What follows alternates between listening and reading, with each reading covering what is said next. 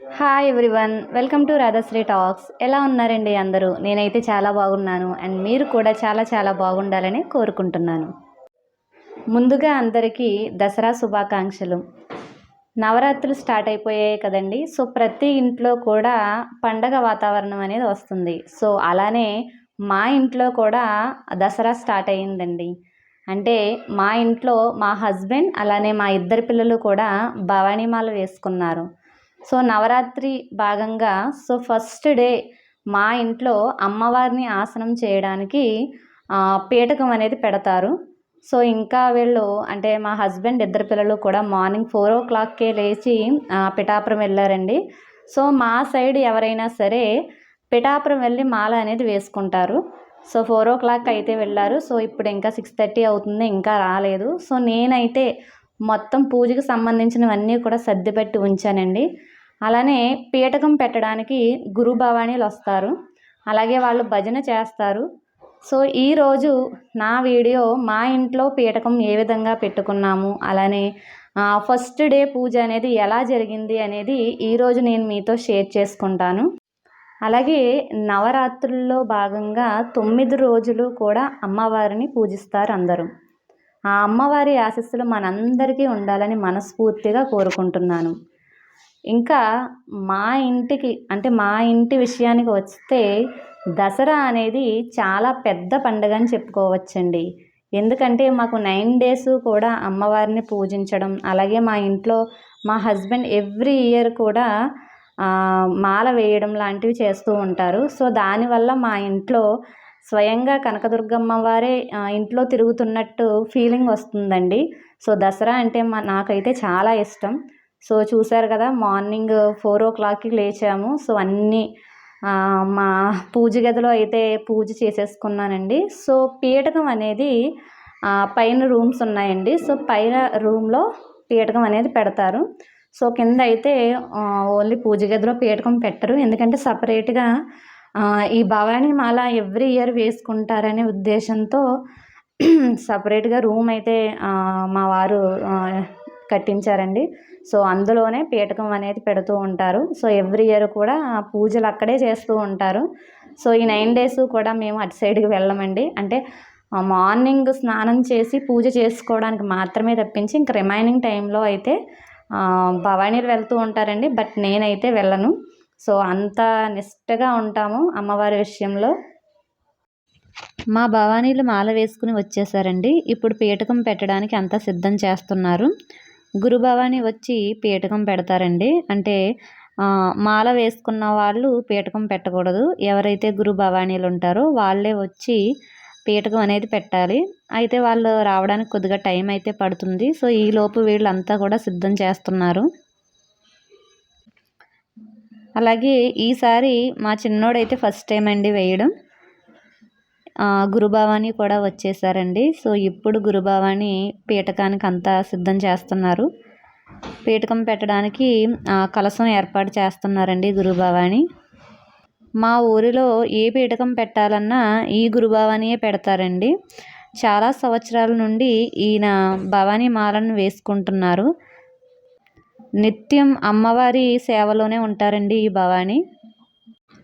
అలాగే మా ఊరిలో మిగతా భవానీలు కూడా ఒక్కొక్కరుగా వస్తున్నారండి. అందరూ భవానీలు వచ్చాక భజన అనేది స్టార్ట్ చేస్తారండి. సో ఇప్పుడు భజన అనేది స్టార్ట్ అయింది.